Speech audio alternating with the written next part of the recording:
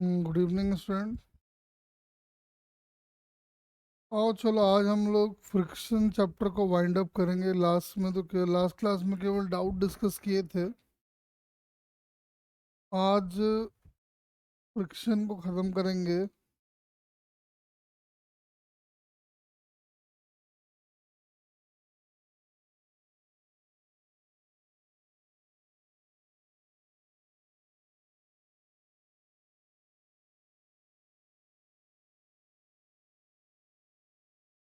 देखो, जैसे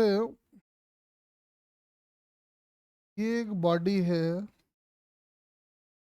मान लो 5 kg का बॉडी है।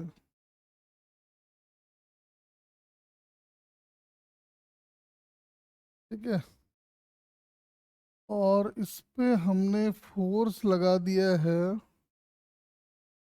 150 न्यूटन का। तो ये वाला कुछ 37 का है मान लो, और म्यू की वैल्यू 0.4 ले लो।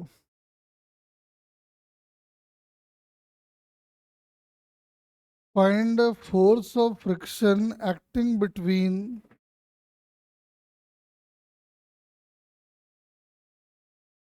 Find force of friction acting between block and the horizontal surface. Block और हॉरिजॉन्टल सरफेस के बीच में कितना फ्रिक्शन होगा? जल्दी जल्दी बताओ।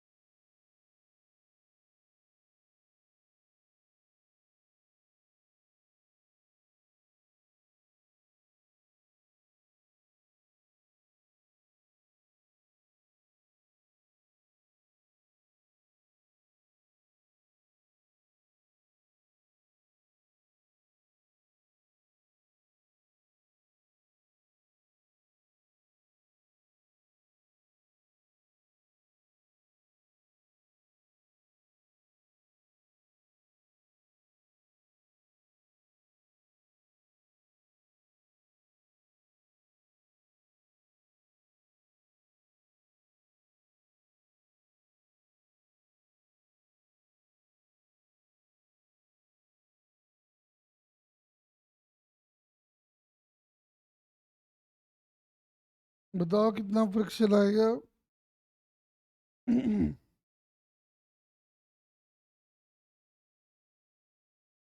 मेडिकल वालों ट्राई करो, तुम लोग के लिए परफेक्ट क्वेश्चन है ये।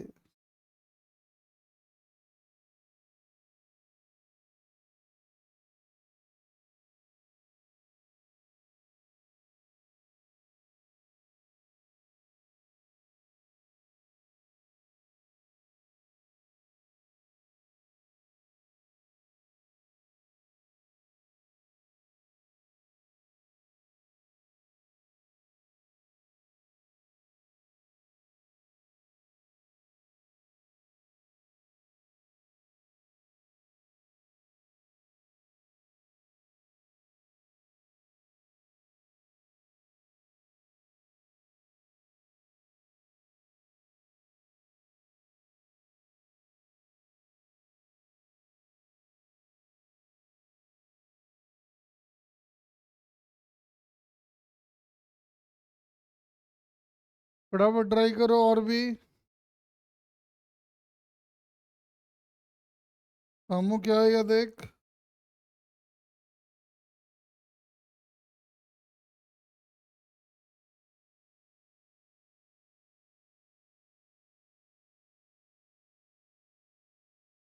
ट्राई कर ट्राई कर।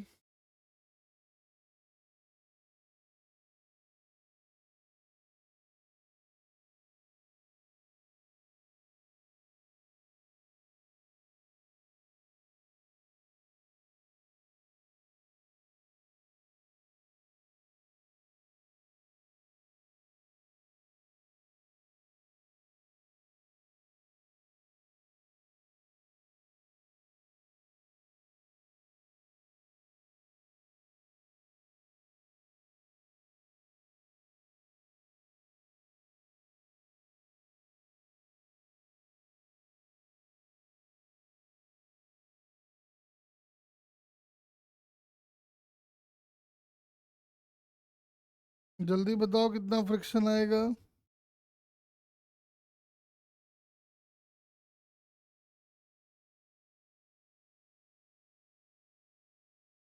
आओ चेक करते हैं। देखो,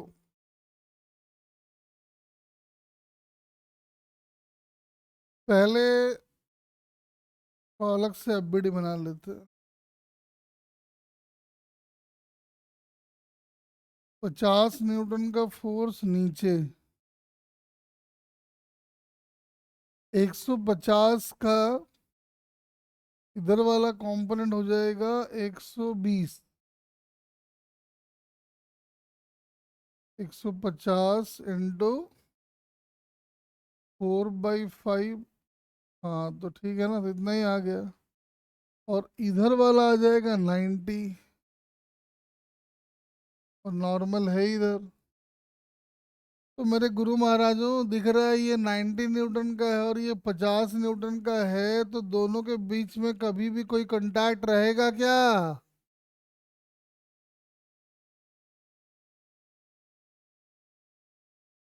यानी कि ये ब्लॉक जो है वो लिफ्ट कर जाएगा, और ब्लॉक अगर लिफ्ट कर गया तो एन की वैल्यू हो गई 0, और एन अगर 0 है तो फ्रिक्शन की वैल्यू भी हो गई 0।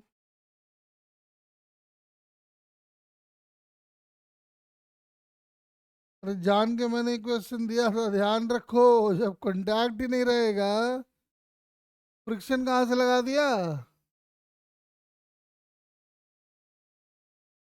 अगर कांटेक्ट रहता तो आप सोचते, जैसे इसमें देखो,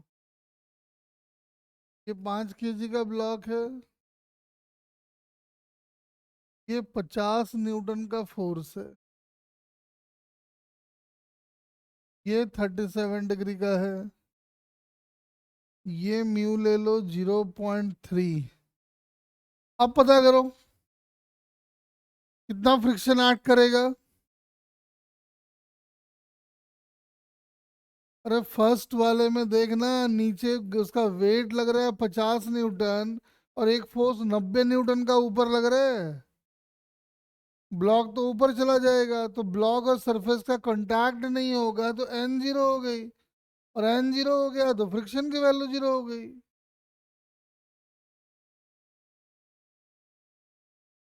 ध्यान से देखो, तो कांटेक्ट नहीं है तो फ्रिक्शन कहाँ से लगेगा? आगे ट्राई करो।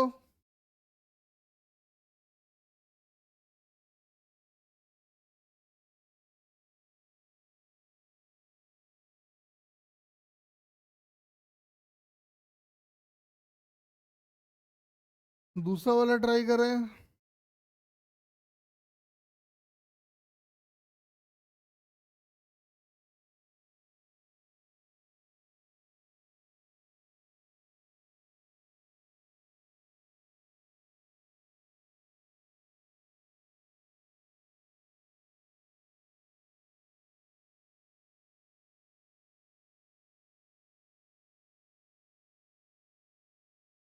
आएगा बताओ।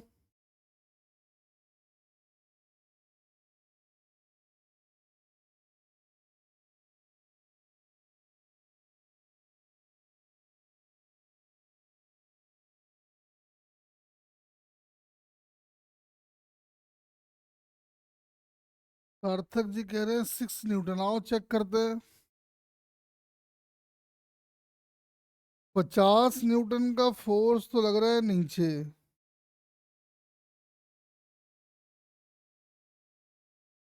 इधर वाला फोर्स जो आएगा वो 40 न्यूटन का होगा, और ये वाला 30 न्यूटन का होगा। तो इस बार कांटेक्ट नहीं छूटेगा दिख रहा है। इनफैक्ट नॉर्मल की वैल्यू 20 न्यूटन की होगी, क्योंकि n plus 30 must be equal to 50, और n अगर 20 न्यूटन का आ रहा है तो जो लिमिटिंग फ्रिक्शन आएगा वो आएगा 0.3 इंटू 20, यानी 6 न्यूटन का। अप्लाइड फोर्स 40 न्यूटन का है, तो ठीक है, फ्रिक्शन को एक्सीड कर ही गया है। यानी फ्रिक्शन जो बॉडी पे एप्लीकेबल होगा वो 6 न्यूटन का होगा। डायरेक्शन होगी इधर।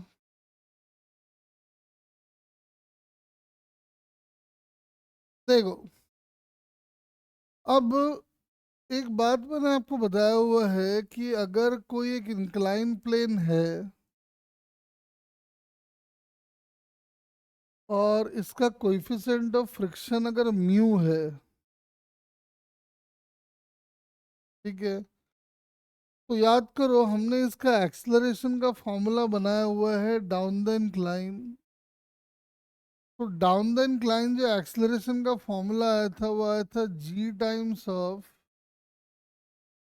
Sign theta minus mu cos theta. अरे कुछ याद है? रफ इंक्लाइन प्लेन पे बॉडी का एक्सलरेशन यही तो आया था। अब देखो, अब एक अच्छा क्वेश्चन है, इसको डिस्कस करते हैं जरा, अच्छे से समझते हैं, क्योंकि आज फ्रिक्शन लास्ट दिन है तो भी हम खत्म करा देंगे। वैसे तो कुछ है नहीं और न्यूमेरिकली कराएंगे आज। जैसे मान लो ये M1 है और ये M2 है। M1 और इंक्लाइन के बीच का कोएफिशिएंट ऑफ फ्रिक्शन है म्यू 1 और यहाँ का है mu 2 and this angle is theta. हाँ, ये अपने को दिया हुआ है कि tan थीटा जो है वो म्यू 1 म्यू 2 से बड़ा है। मतलब बॉडी को चलने की टेंडेंसी है एटलीस्ट, ऐसा नहीं कि बॉडी चलेगा ही नहीं। ये दो ब्लॉक हैं, दोनों ब्लॉक को कांटेक्ट में रख दिया है। M1 और इंक्लाइन के बीच का फ्रिक्शन कोएफिशिएंट है म्यू 1 और M2 के लिए इसकी वैल्यू है म्यू 2।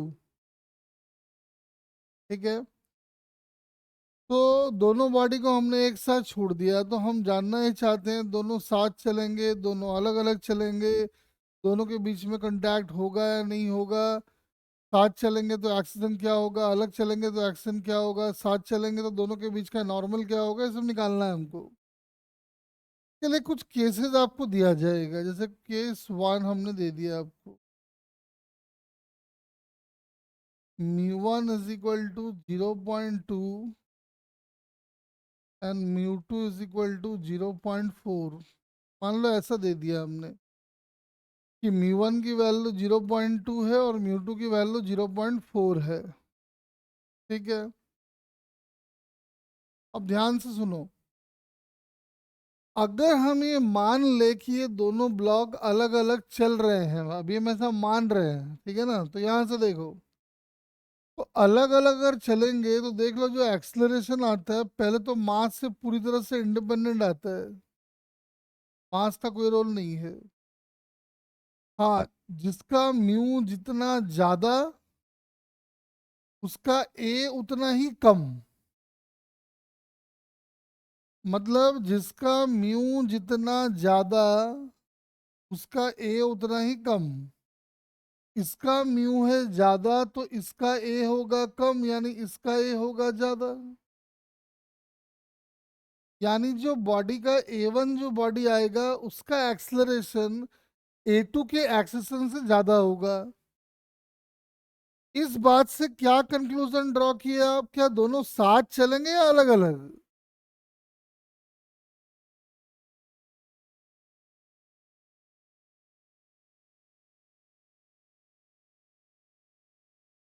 जब बॉडी 1 का एक्सलरेशन बॉडी 2 के एक्सलरेशन से ज्यादा है तो दोनों बॉडीज चिपक के मूव करेंगे या अलग अलग?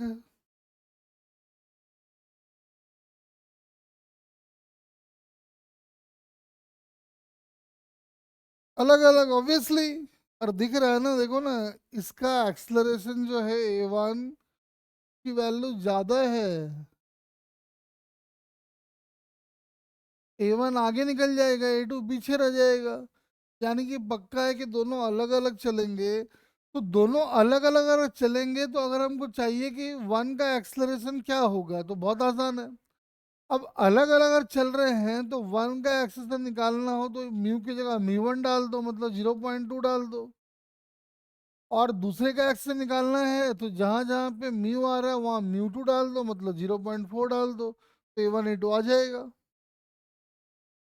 यानी A1 की वैल्यू होगी times of sine theta minus 0.2 cos theta, और साथ में जो A2 आएगा वो आएगा G times of sine theta minus 0.4 cos theta. अब मुझे एक बात बताओ, चूंकि दोनों ब्लॉक अलग अलग मूव कर रहे हैं, तो दोनों के बीच में कोई नॉर्मल होगा या नहीं होगा?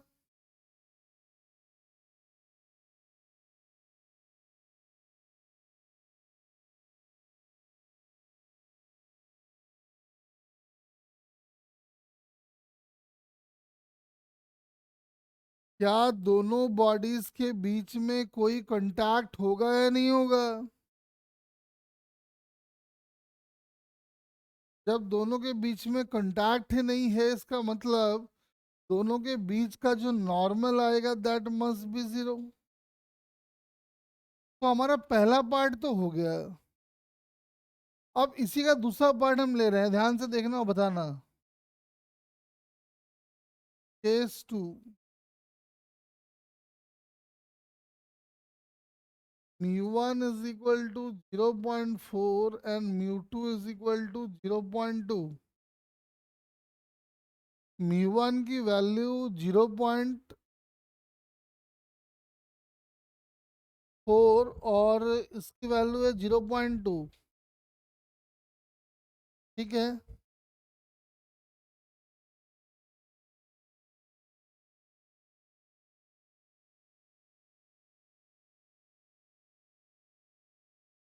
चलो बताओ। अब मुझे फिर से बताओ, क्या दोनों बॉडीज का मूवमेंट साथ साथ होगा या अलग अलग चलेंगे? पहले तो ये बताओ।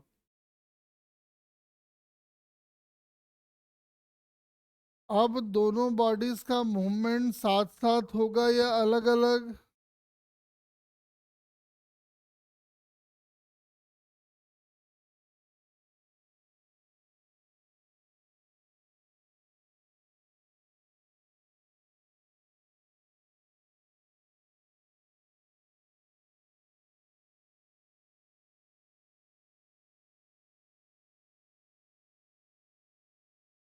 बताओ, दोनों बॉडीज का मूवमेंट साथ होगा या अलग अलग?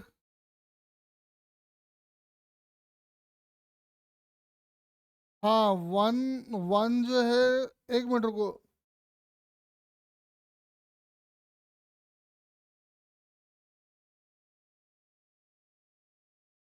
देख लो, ये देख लो, क्या लो बना ही देते हैं।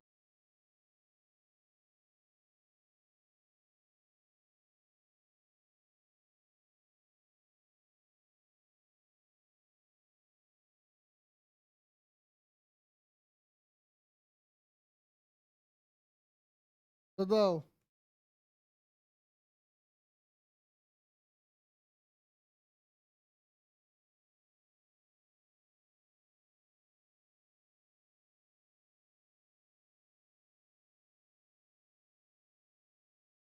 दोनों बॉडीज का मूवमेंट साथ होगा या अलग अलग?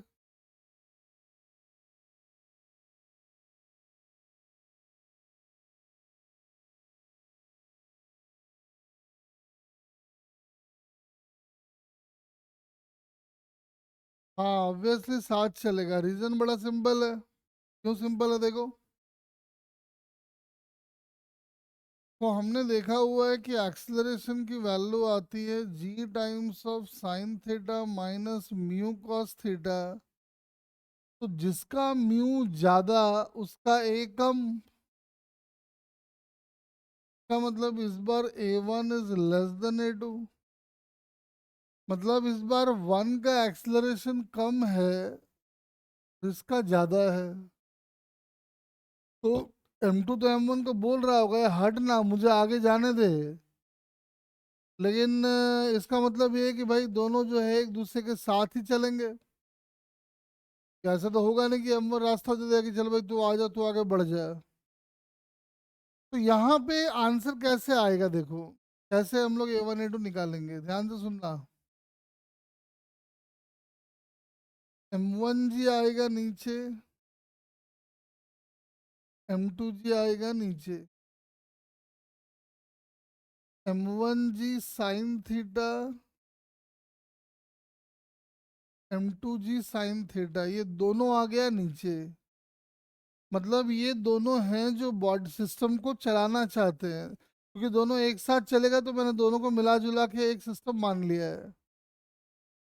अब रहता है फ्रिक्शन, तो फ्रिक्शन को देखो, यहाँ का फ्रिक्शन इधर आएगा, कितना आएगा, म्यू 1 M1G कॉस थीटा। तो नॉर्मल यहाँ पे M1G कॉस थीटा दिख रहा है, देख लो।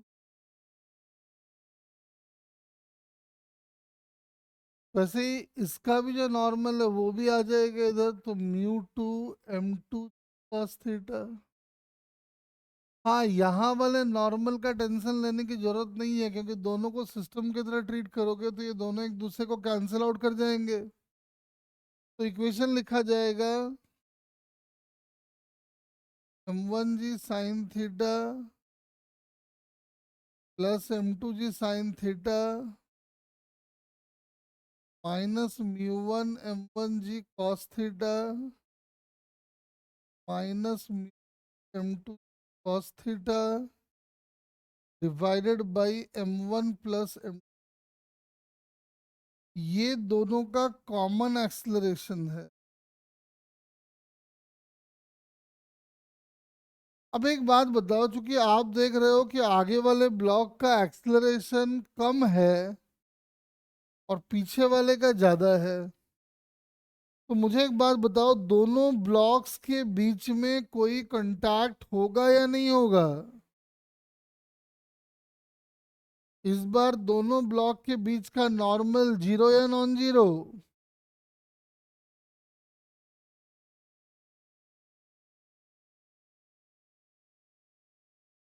Non zero. तो अब उसकी वैल्यू कैसे निकालेंगे वो जरा देखो, कैसे निकालेंगे देखो। हम उसके लिए M1 की एफबीडी अलग से बना रहे हैं, तो M1 की एफबीडी बनाओगे तो ऐसा दिखेगा, M1G इधर, नॉर्मल इधर, M1G साइन थीटा इधर, M1G कॉस थीटा इधर, नॉर्मल N1 इधर, म्यू 1 यहाँ का N1 इधर, और ये नॉर्मल वही है जो M2 ने M1 पे लगाया है। और इनका एक्सलरेशन अपने को पता है, जो अभी हम निकाले थे। तो हम इक्वेशन लिख पाएंगे M1G sine theta plus normal minus mu 1 M1G cos theta, that must be equal to M1 into a का मतलब ये बड़ा वाला। तो हम यहाँ से n यहाँ से निकाल पाएंगे, जो कि साफ साफ दिखाई पड़ रहा है n की वैल्यू नॉन जीरो होगी। बोलो, यहाँ तक क्लियर है सबको?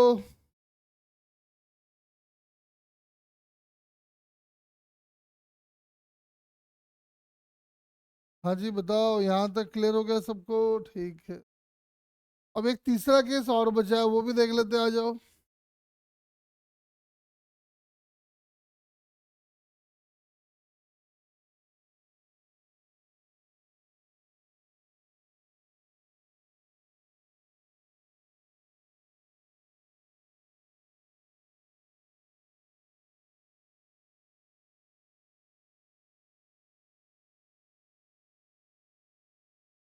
केस 3 में कह रहा है mu 1 is equal to mu 2 is equal to, दोनों बराबर कर दिए, चलो अब क्या होगा बताओ, इक्वल टू 0.3 कर दिए। अब मुझे बताओ कि दोनों बॉडीज का मूवमेंट साथ होगा, अलग अलग होगा, दोनों के बीच में नॉर्मल होगा या नहीं होगा? अच्छे से सोच के बताओ।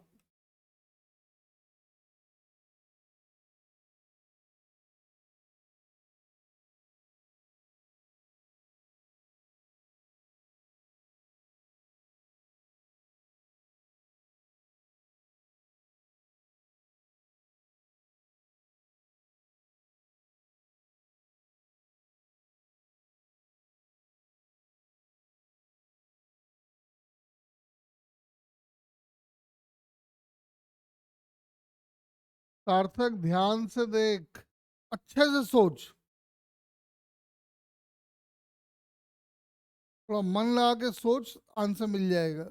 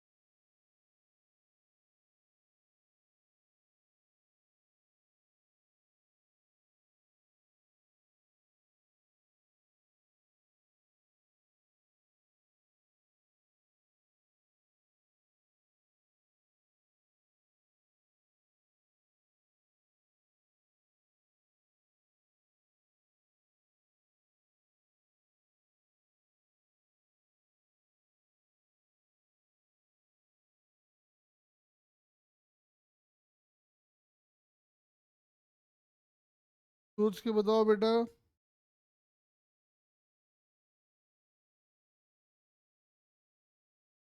पता है, यहाँ पे अगर ध्यान से देखो तो दोनों का म्यू सेम है, मतलब दोनों का एक्सलरेशन सेम है। तो एक्सेशन सेम होने का मतलब ये हुआ कि दोनों ब्लॉक इक्वल टाइम में इक्वल डिस्प्लेसमेंट ट्रैवल करेंगे। तो दोनों ब्लॉक जब इक्वल टाइम में इक्वल डिस्प्लेसमेंट ट्रैवल करेगा, इसका मतलब देखो, दोनों ब्लॉक एक दूसरे को प्रेस कब करेगा?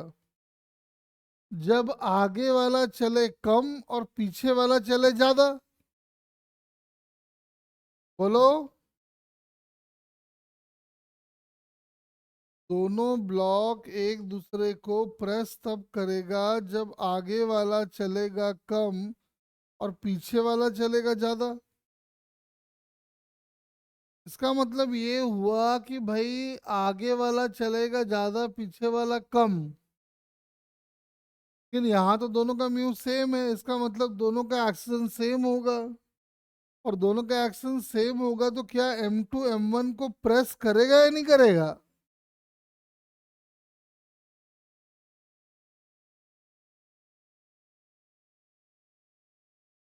बोलो।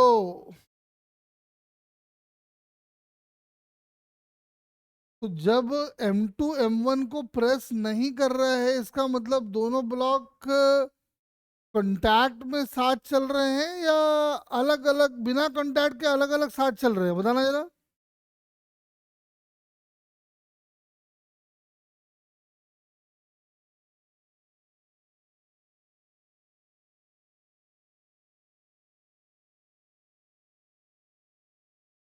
मतलब नहीं बेटा, सामू इस केस में कोई कांटेक्ट नहीं होगा।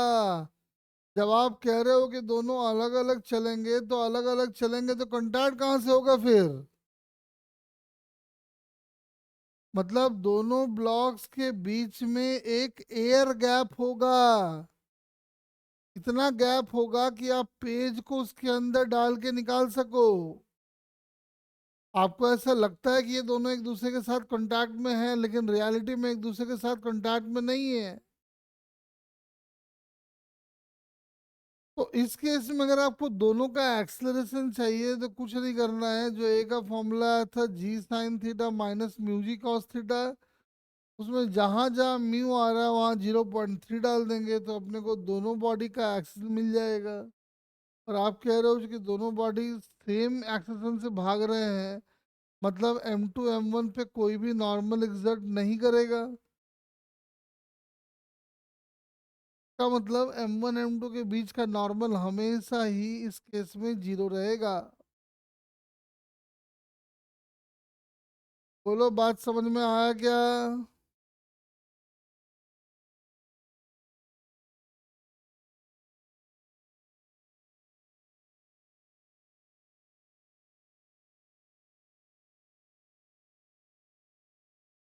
चलो आओ, कुछ क्वेश्चन और कराता हूँ फ्रिक्शन। देखो,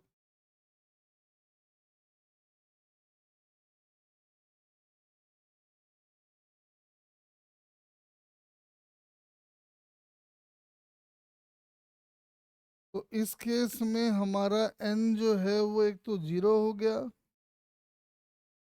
तो इस केस में A1 = A2 = G times of sine theta minus 0.3 cos theta.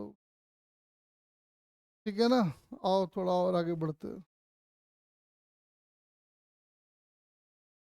Friction में तो करा दिए थे 2 ब्लॉक 3 ब्लॉक, मेनली तो सारा काम करा दिए हैं। आओ कुछ चीज़ें और देखते हैं जो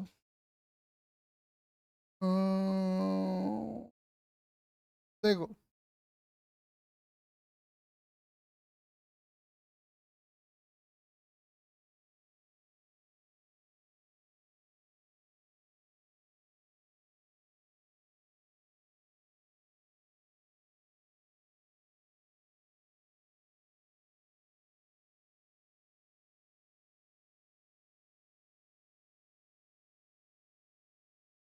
चलेगो।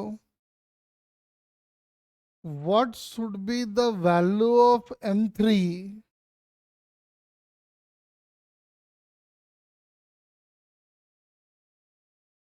What should be the value of M3 so that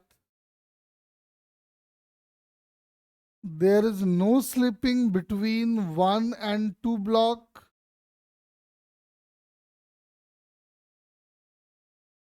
1 और 2 के बीच में कोई भी रिलेटिव स्लिपिंग ना हो, इसके लिए M की वैल्यू हमको चाहिए। ट्राई करो।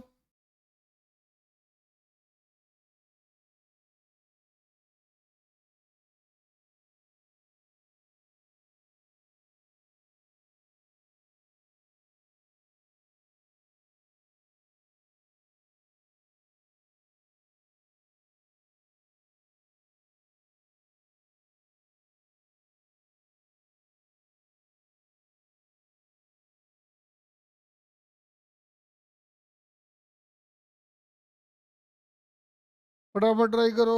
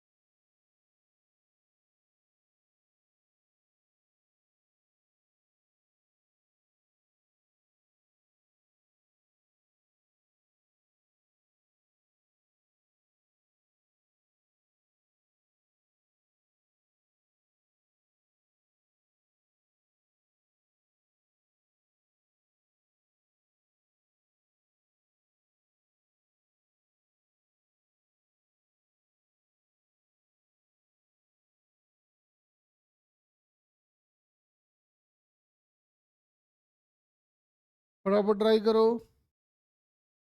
दोनों ही क्वेश्चन बहुत ही फेमस क्वेश्चन है। पहला फर्स्ट वाला ट्राई कर लो।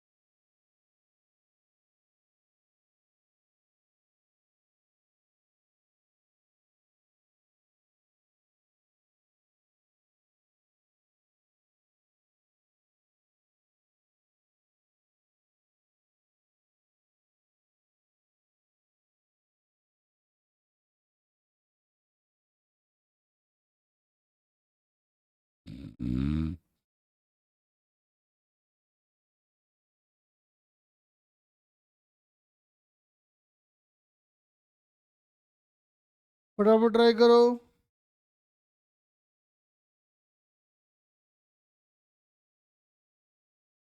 क्या लिख रही है? ना ना ना सामू, ये तो एक्सलरेट करेगा सिस्टम। तूने M2 के नीचे का फ्रिक्शन लगाया, M2 के नीचे तो फ्रिक्शन है ही नहीं, तो आप लगा कैसे सकते हो?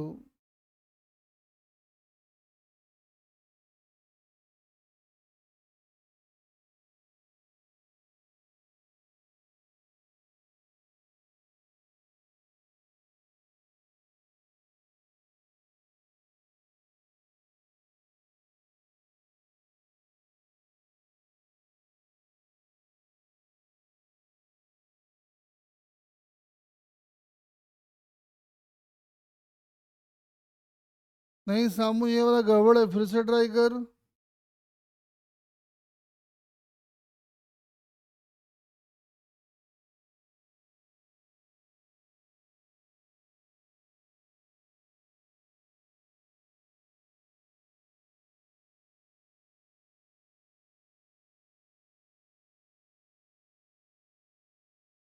जल्दी जल्दी बताओ।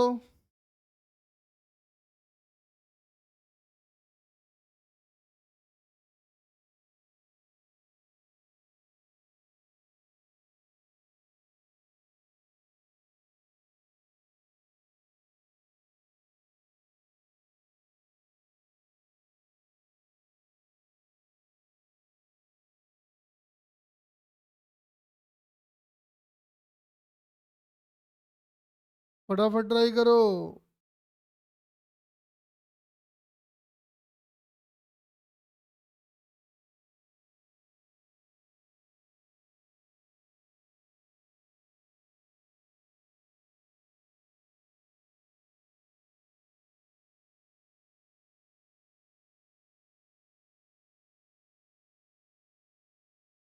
फटाफट ट्राई करो।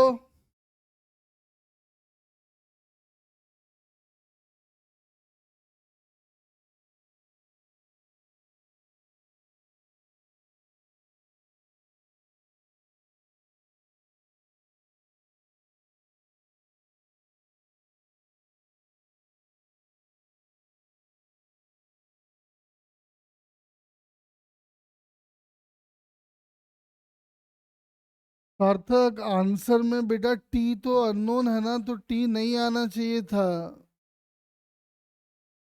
Answer should be in known parameters ना, ये टी तो अननोन है।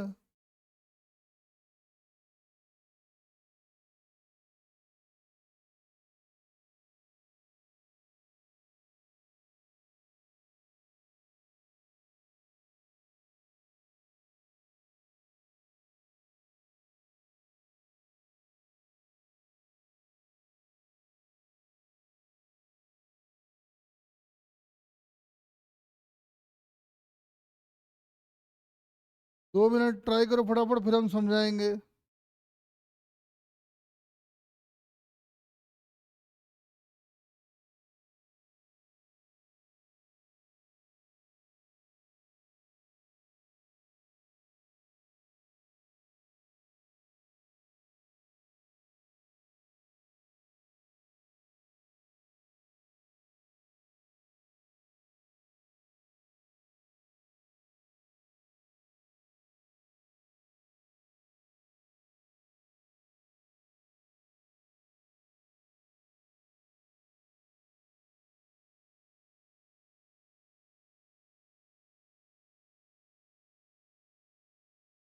हम्म,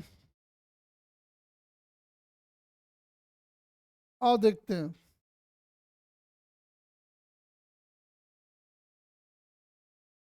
जब ये कह रहा है कि ये दोनों साथ चल रहे हैं, तो इन दोनों को मिला जुला के एक बॉडी मान लेने में कोई बुराई तो नहीं है।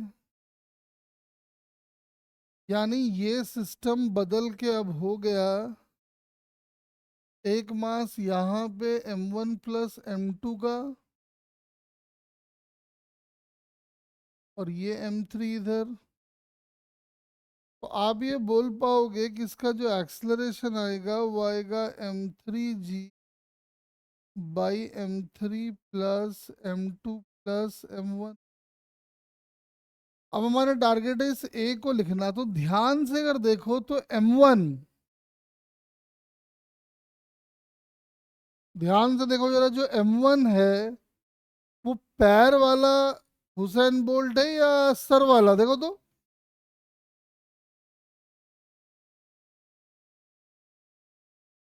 m1 पैर वाला है, और पैर वाले हुसैन बोल्ट की जो मैक्सिमम एक्सलरेशन होती है वो होती है म्यू जी। यानी इस ए को आपस में इक्वेट कर दो म्यू जी से, जी से जी कट जाएगा और m3 की वैल्यू यहाँ से निकाल लो तो वही आंसर हो जाएगा। यानी m3 plus m1 is equal to mu into m3।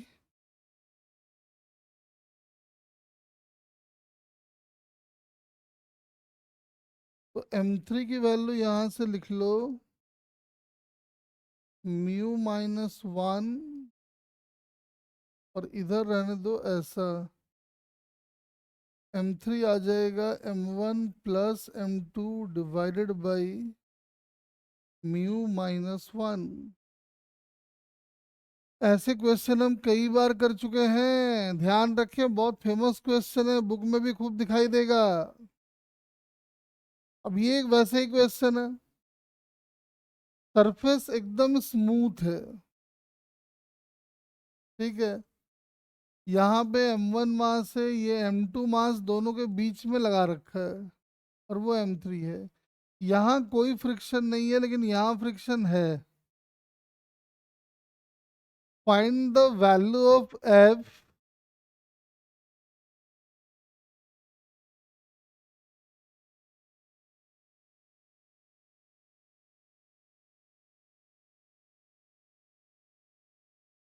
so that mass M2 does not fall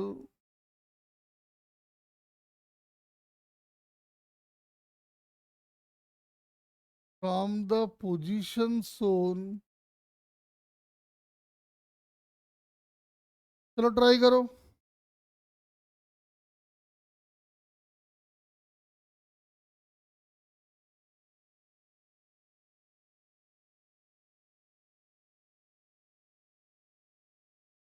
कह रहा है एफ की वैल्यू हम कितनी लगा दें कि मास M2 अपने जगह से फॉल ना करे।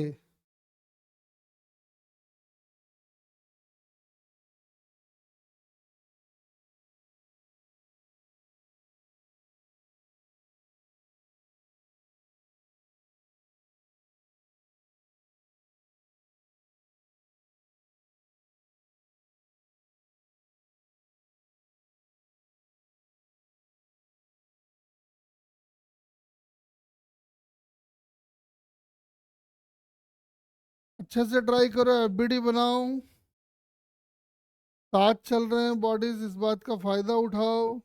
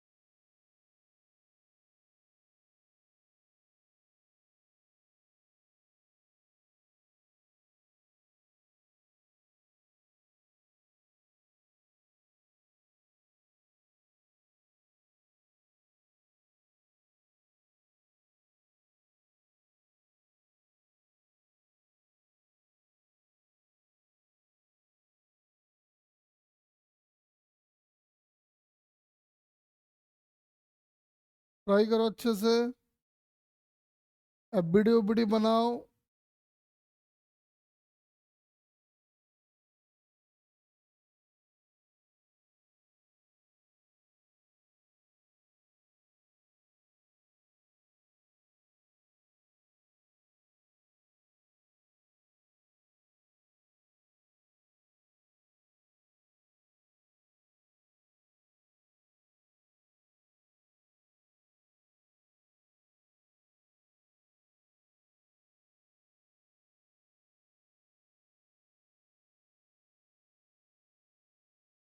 फटाफट ट्राई करो।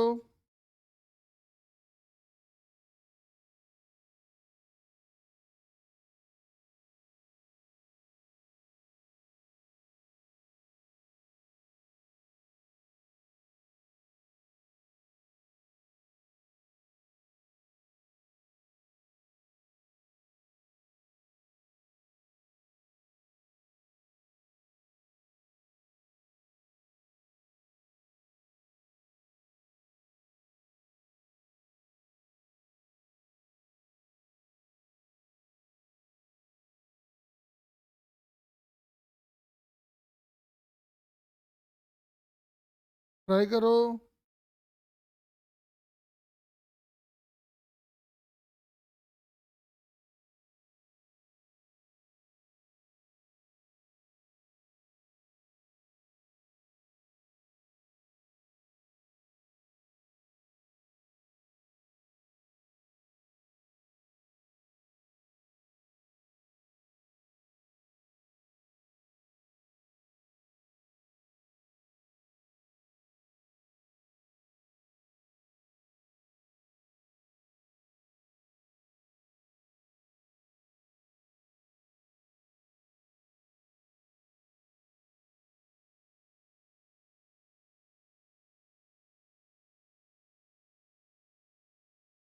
फटाफट ट्राई करो इसको।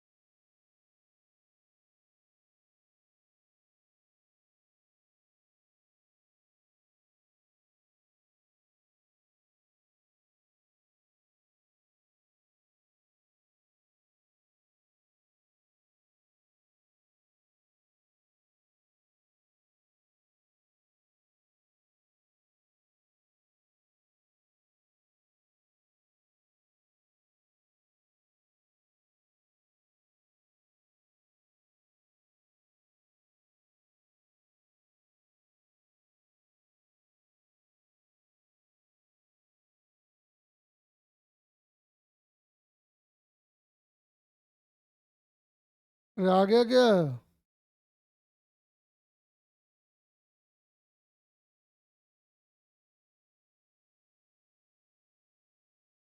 सार्थक हुआ क्या?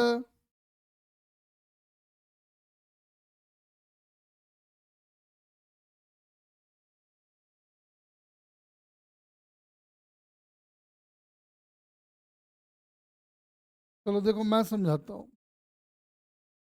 एक बात तो आप ये मान रहे हो कि ये तीनों ब्लॉक हॉरिजॉन्टल डायरेक्शन में साथ में चल रहे हैं, एग्रीड है नहीं? बोले ये बताओ।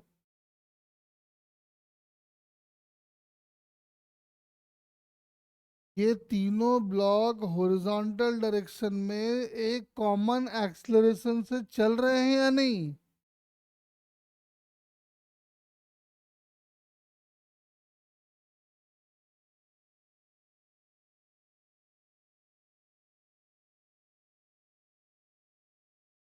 तो बोलो।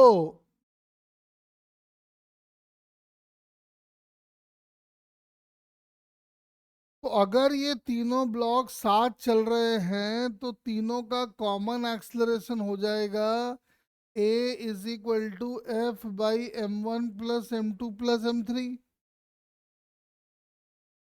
बोलो।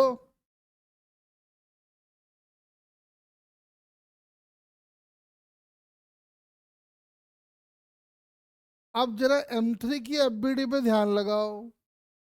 m3 की एफबीडी पे ग्राउंड वाला नॉर्मल आएगा n3, उसका वेट आएगा नीचे, और m2 का नॉर्मल m3 पे आएगा आगे की तरफ।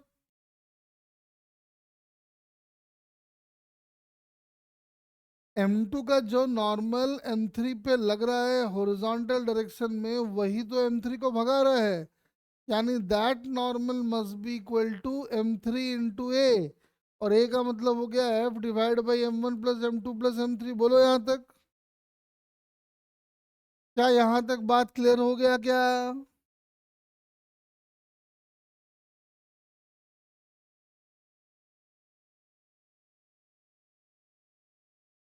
नहीं समझ पाए? देखो मैं फिर से समझाता हूँ। देखो, हम कह रहे हैं कि जब तीनों साथ जाएगा तो कॉमन एक्सेशन तो निकाल लिया हम, इसका जो नॉर्मल इस पे लगेगा वही M3 को भगाएगा, और यहाँ का जो फ्रिक्शन होगा वो होगा म्यू इनटू M3, वही इसके वेट को बैलेंस करेगा। यहाँ तो फ्रिक्शन है नहीं, तो ऐसा लिख लो, mu into N3 must be equal to M2G, और M3 की जो वैल्यू होगी वो होगी M3 इंटू ए, मतलब F/M1 plus M2 plus M3। M3 की वैल्यू लगे यहाँ डाल दो तो आ जाएगा mu into M3 into F divided by M1 plus M2 plus M3 is equal to M2G। अपने को F चाहिए था तो F निकाल लो यहाँ से, M2G कितना,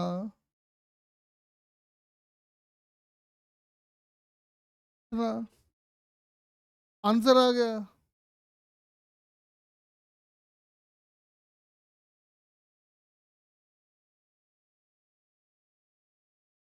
चलो एक और करते हैं, आ जाओ।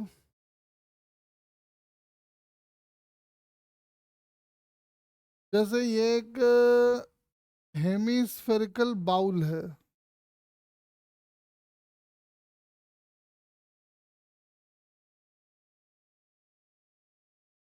और एक इंसेक्ट यहाँ पे इक्विलिब्रियम में है, समझ लो आप ऐसा कुछ है इंसेक्ट।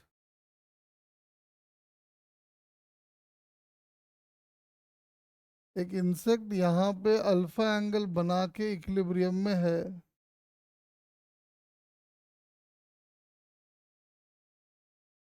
दोनों के बीच में फ्रिक्शन है म्यू, और इंसेक्ट का जो मास है वो है, पता करो, value of tan alpha. Insect is in equilibrium.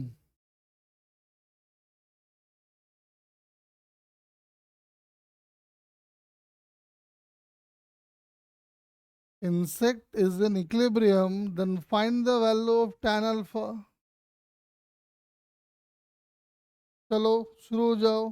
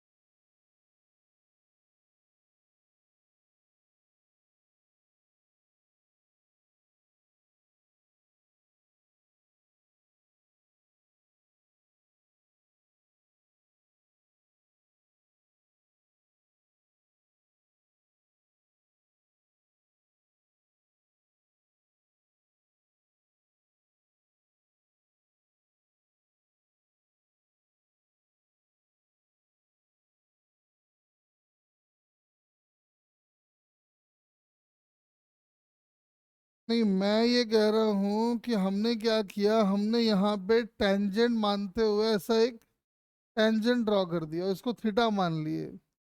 और हमने ये बढ़ा था कि कोई भी बॉडी अगर इंक्लाइन प्लेन पे है और इंक्लाइन प्लेन पे है और मूवमेंट नहीं हो रहा है, तो उसका टैन थीटा पक्का म्यू के इक्वल होता है। लेकिन थीटा हमें दिया नहीं है, हमें तो अल्फा निकालना है। तो ये अल्फा है तो समझ में आया कि ये अल्फा, और यहाँ से देखें ये थीटा है तो ये भी थीटा है, यानी theta is equal to alpha.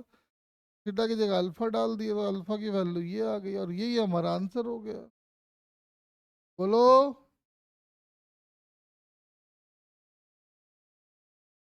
अरे बात समझ में आया क्या?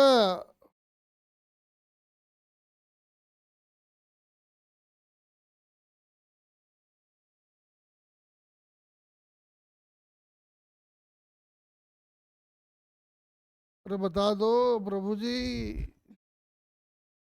बस सन्नाटे में चले गए ये लोग।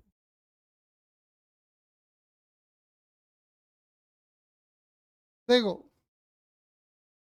अब एक अच्छा क्वेश्चन कराते हैं, एक बड़ा सा क्वेश्चन कराते हैं ये। मुझे लगता है ये फ्रिक्शन का लास्ट क्वेश्चन भी होगा मेरे हिसाब से। आओ अच्छे से समझते हैं। जैसे ये एक बड़ा सा प्लैंक है, इसका मास मैंने मान लिया है 2m, और इसके ऊपर एक मास रखा हुआ है m, तो हमने v नॉट वेलोसिटी दे दिया है। और यहाँ है म्यू इज इक्वल टू 0। ठीक है, बहुत अच्छा क्वेश्चन है। हम इसका 2-3 पार्ट करवा देते हैं, अलग अलग पार्ट में करवा देते हैं। तो ये लिखो, इसको हम लोग डिटेल में डिस्कस करेंगे। और ये हमारे फ्रिक्शन का लास्ट क्वेश्चन है। ध्यान से सुनो। मुझे एक बात बताओ, स्मॉल एम बॉडी को जब हमने वी नॉट वेलोसिटी आगे की तरफ दिया है, तो स्मॉल एम पे फ्रिक्शन किधर आएगा, आगे या पीछे?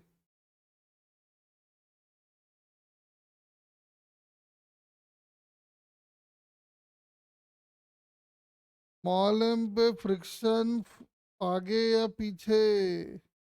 एक्सीजन की जरूरत नहीं है, बॉडी को वेलोसिटी दिया है ना।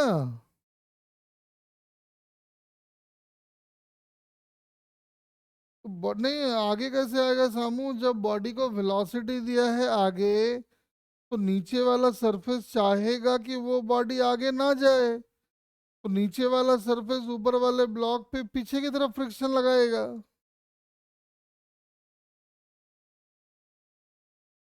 वैसे ही जो 2m ब्लॉक है, 2m ब्लॉक पे फ्रिक्शन किधर आएगा?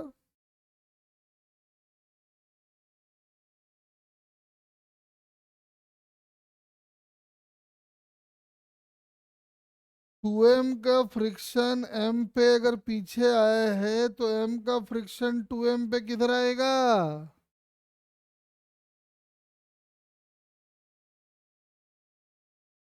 आगे, ऑब्वियसली।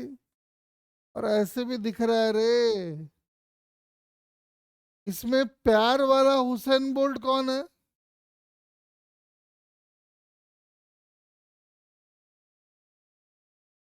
प्यार वाला हुसैन बोल्ट m या 2m?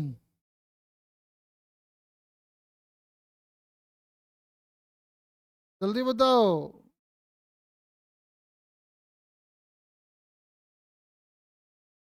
Obviously m। सर वाला हुसैन बोल्ट कौन है?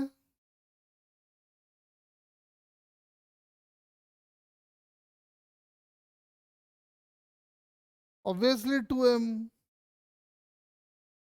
साफ समझ में आ रहा है, देखो ना, स्मॉल m पे फ्रिक्शन पीछे लग रहा है, और 2m के मुंडी पे फ्रिक्शन लग रहा है, और वही भगा रहा है उसको। तो सबसे पहला काम तो आप ये करें, इसका मतलब जो स्मॉल m है वो डीएक्सलरेट होगा, और जो 2m है वो एक्सलरेट होगा। तो m के डीएक्सलरेशन का मॉड निकाल लो, और 2m के एक्सलरेशन का मॉड निकाल लो। कितना आएगा बताओ जरा?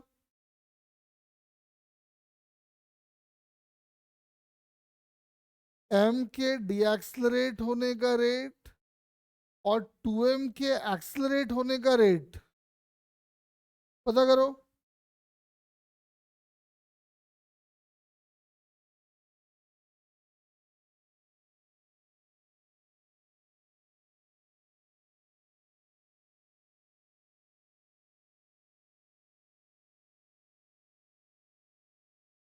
हाँ जी बताओ।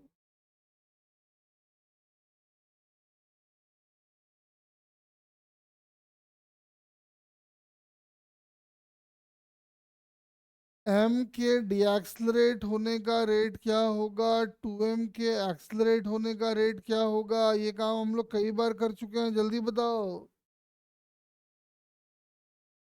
अब इस क्वेश्चन में आपको बहुत दूर तक जाना है।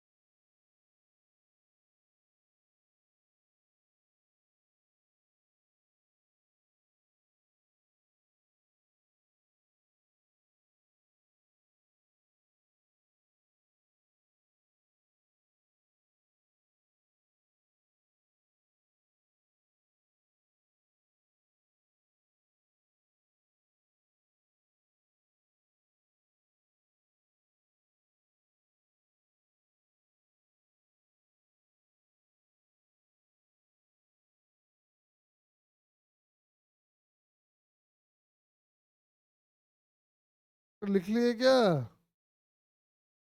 नहीं नहीं लिखे यार, एक लाइन का था। इतनी बार सिखाया पैर वाला हुसैन बोल्ट का। यार ये पैर वाला हुसैन बोल्ट एक तरह से नहीं है, लेकिन देखा जाए तो समझ में आ रहा है कि m का जो एक्सलरेशन आएगा वो आएगा म्यू जी। जो फ्रिक्शन ही है जो इसको डीएक्सलरेट कराएगा, और डायरेक्शन आ जाएगा माइनस आई। और एक्सलरेशन ऑफ 2m अगर देखो तो यही का फ्रिक्शन है जो इसको भगा रहा होगा। तो फ्रिक्शन हो जाएगा mu into m g, that must be equal to 2m into a की वैल्यू 2m की वैल्यू आ जाएगी, देख लो, म्यू जी बाई 2 डायरेक्शन आई क्या। और देखो ये सही है क्या?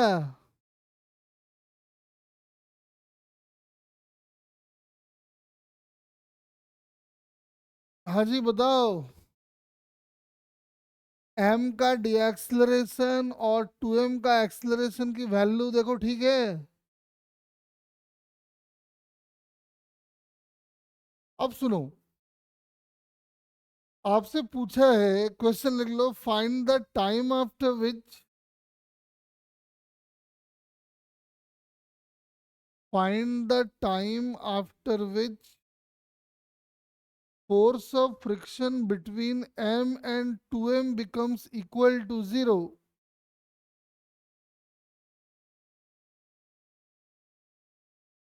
Find the time after which force of friction acting between the blocks is 0. एक तो क्वेश्चन ये आ सकता है, या इसी क्वेश्चन को ऐसे पूछा आ सकता है, find the time after which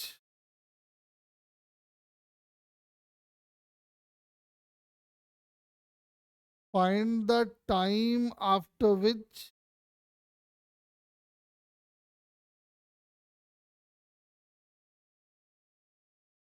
both the bodies will move with,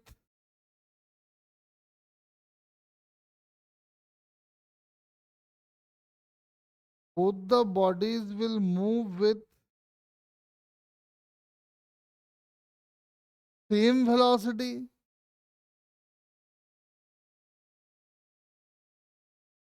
देखो लॉजिक बड़ा सिंपल है। m जो है, चूंकि m की वेलोसिटी आगे है और एक्सलरेशन पीछे है, तो स्मॉल एम मास डीएक्सलरेट होगा लेकिन बढ़ रहा होगा आगे। और जो टू एम मास है, अगर ध्यान से देखो तो उस पर फ्रिक्शन लग रहा है आगे, का मतलब टू एम मास के पास कोई यू नहीं है, लेकिन टू एम मास लगातार फॉरवर्ड एक्सलरेट हो रहा है। ठीक है, का मतलब टाइम के साथ m की वेलोसिटी घटेगी और 2m की वेलोसिटी बढ़ेगी। तो एक टाइम ऐसा जरूर आएगा जिस समय दोनों की वेलोसिटी सेम हो जाएगी। मुझे एक बात बताओ, जब दोनों की वेलोसिटी सेम हो जाएगी मतलब दोनों के बीच में अब स्लिपिंग ना हो रहा है ना होने की टेंडेंसी है, तो फ्रिक्शन कितना ऐड करेगा?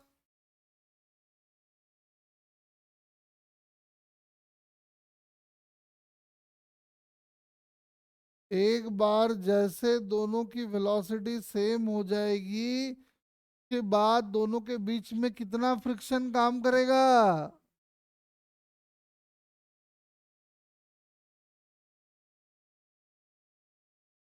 अरे बताए थे ना, फ्रिक्शन का कॉन्सेप्ट तब काम करता है जब रिलेटिव मोशन हो रहा हो या होने की टेंडेंसी हो। जब दोनों बॉडी सेम वेलोसिटी से भाग रहे होंगे तो ना तो रिलेटिव मोशन हो रहा होगा ना होने की टेंडेंसी होगी, तो फ्रिक्शन कितना काम करेगा? जीरो। अभी तो क्वेश्चन समझा रहे हैं आपको, सॉल्यूशन तक तो गए भी नहीं है। तो आओ कैलकुलेट करते हैं, नीचे लिखो। लेट आफ्टर टाइम टी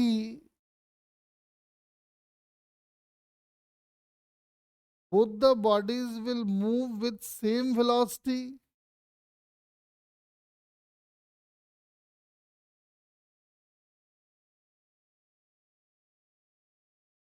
हम ये मान के चल रहे हैं कि टी टाइम के बाद दोनों की वेलोसिटी सेम हो जाएगी। तो आओ देखते हैं कैसे सेम हो जाए, लिखते कैसे हैं, देखो। पहले हम लिख रहे हैं फॉर स्मॉल एम, ध्यान से सुनना जरा। स्मॉल एम के लिए जब लिखेंगे v is equal to U plus A T, T time पे उसकी वेलोसिटी होगी v, इनिशियल है v नॉट, एक्सलरेट हो रहा है म्यू जी से इंटू टी। यानी किसी टाइम टी पे एम की जो वेलोसिटी होगी इतनी होगी। फॉर टू एम किसी टाइम टी पे उसकी वेलोसिटी होगी from v is equal to U plus A D, मतलब v का u जीरो का एक्सलरेशन आया था mu ji by two into T. और आप कह रहे हो कि हमको पता लगाना है कि कितने टाइम के बाद दोनों की वेलोसिटी सेम हो जाएगी, तो दोनों वेलोसिटी को आपस में इक्वेट कर दो।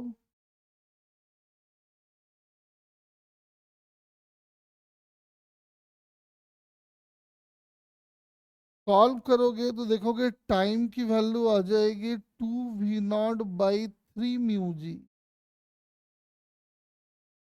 यानी इतने टाइम के बाद दोनों बॉडीज की वेलोसिटी सेम हो जाएगी। इतने टाइम के बाद दोनों बॉडीज की वेलोसिटी सेम हो जाएगी। अगर आप ये जानना चाहते हो कि दोनों बॉडीज की वेलोसिटी सेम कितनी होगी तो वो भी हम निकाल सकते हैं। या तो यहाँ टाइम की वैल्यू को लाके पुट कर दो या तो यहाँ पुट कर दो। तो हम सेकंड वाले इक्वेशन का सहारा लेते हैं।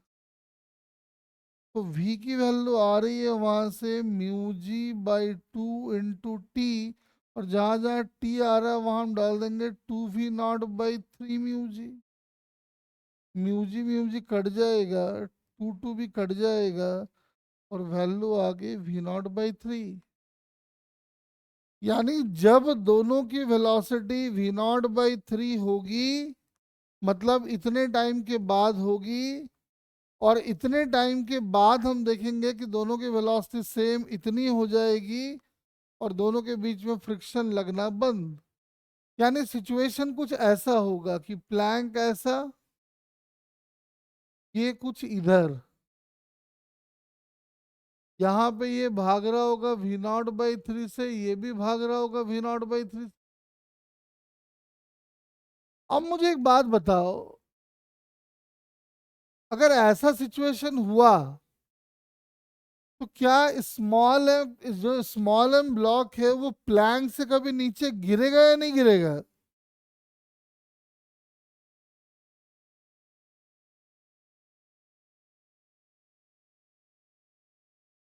स्मॉल एम ब्लॉक प्लैंक से कभी नीचे गिरेगा या नहीं?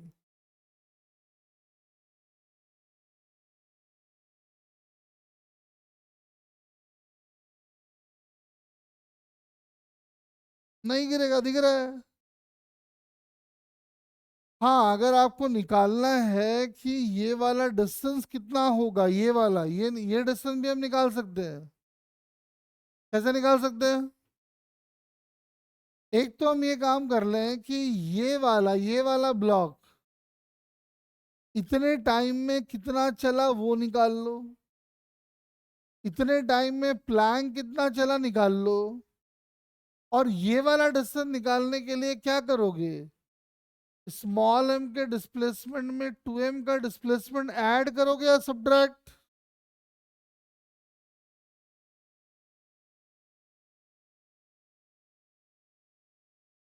बोलो।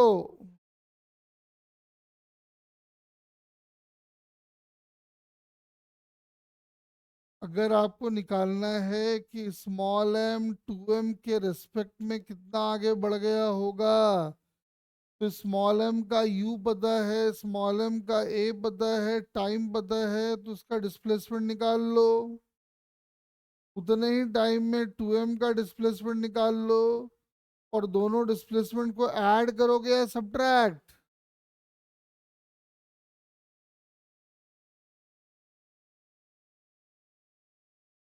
सन्नाटे में गए। अरे ऑब्वियसली सब्ट्रैक्ट करोगे। या नहीं तो एक उपाय और है।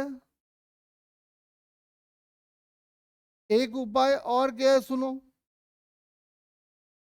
जो डिस्टेंस की बात हम लोग कर रहे हैं, ये वाला, ये displacement of m with respect to 2m है, या displacement of m with respect to ground है? पहले ये बताओ। ये 1, ये 2।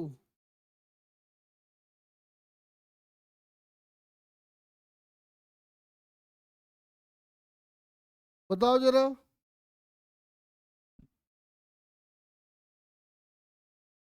जिस डिस्प्लेसमेंट की बात हम कर रहे हैं वो displacement of small m with respect to 2m है, या displacement of small m with respect to ground है? 1 या 2?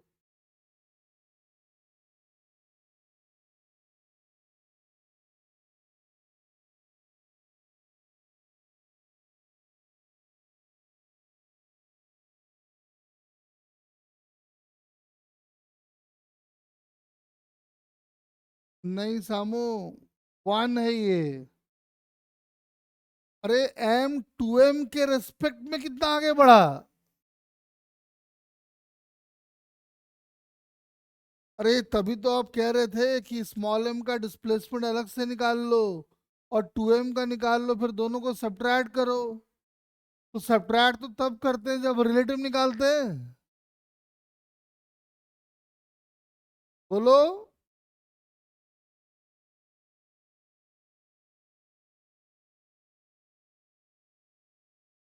अरे चलने को ये भी चल रहा है और ये भी चल रहा है, लेकिन चलने के दौरान ये इसके रेस्पेक्ट में कितना आगे बढ़ा है, हम उसका डिस्कशन कर रहे हैं। तो उसको निकालने का एक तरीका और भी हो सकता है। क्या हो सकता है, देखो। आपको एस रिलेटिव चाहिए।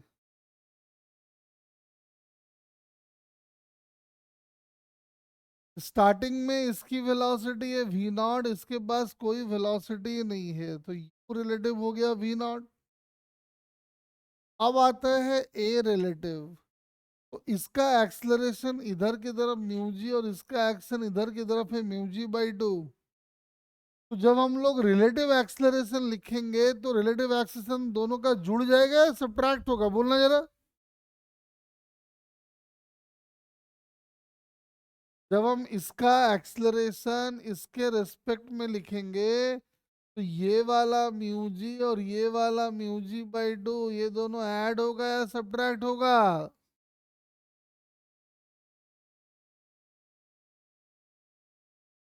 अरे बताओ, रिलेटिव रिलेटिव बहुत खेले हम लोग।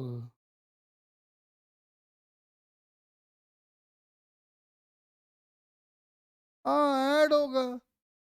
और डायरेक्शन इधर आएगा तो माइनस में लेना है। ये आ जाएगा -3 μg/2। जब दोनों की वेलोसिटी सेम होगी वहां पे v रिलेटिव क्या होगा?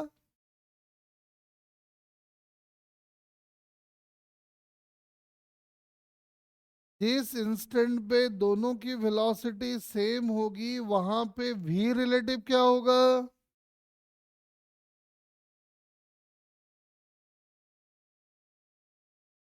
अरे जब दोनों की वेलोसिटी सेम तो v रिलेटिव जीरो, एकदम पूरा डल रिस्पॉन्स है एकदम, है ना?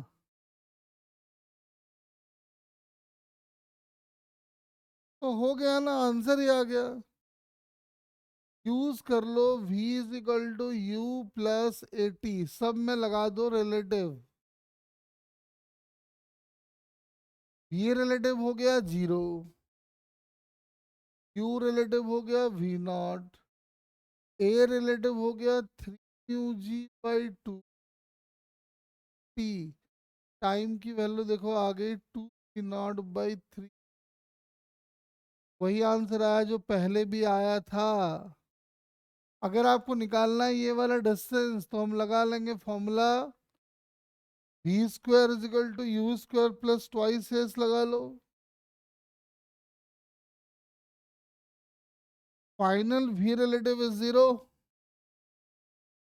ये v0 का स्क्वायर, जहां जहां a आ रहा है वहां पे हम डाल देंगे -3 μg/2 into S is equal to zero. तो आप देख सकते हो एस की वैल्यू आ जाएगी नॉट का स्क्वायर बाई 3। यानी ये वाला जो डिस्प्लेसमेंट है उसकी वैल्यू इतनी होगी, नॉट का स्क्वायर बाई म्यू जी। ये एक बहुत ही डिटेल में डिस्कस करने वाला क्वेश्चन था। अरे बात समझ में आ गया क्या, बोल दो। बहुत अच्छा क्वेश्चन है, फ्रिक्शन का एक बहुत ही बड़ा कॉन्सेप्चुअल क्वेश्चन है ये। फ्रिक्शन में इतनी बातें आपको ध्यान रखनी है। अगले दिन जो है हम लोग लॉज ऑफ मोशन के डाउट्स तो किए थे, अगले दिन हम लोग फ्रिक्शन के डाउट्स लेंगे। और उसके बाद हम लोग जो है सर्कुलर मोशन शुरू करेंगे। और सर्कुलर से जुड़ा हुआ है वर्क फॉर एनर्जी, तो वो दोनों एक जैसा ही चैप्टर है, तो लगभग लगभग एक साथ ही हो जाता है। ठीक है ना? थोड़ी तबीयत भी ठीक नहीं है, थोड़ा सा सुस्ताया हुआ है, लेकिन हम लोग चलो आज चैप्टर पूरा कराना है तो करा देते हैं। तो अगले क्लास में जो भी डाउट्स है वो लेके आना, और हम लोग फिर आगे सर्कुलर मोशन शुरू करेंगे, ठीक है?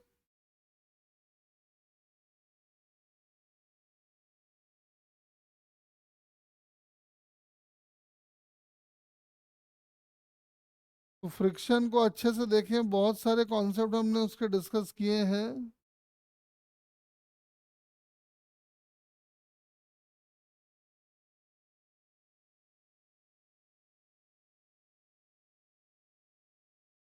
तो उसको डाउनलोड कर लो।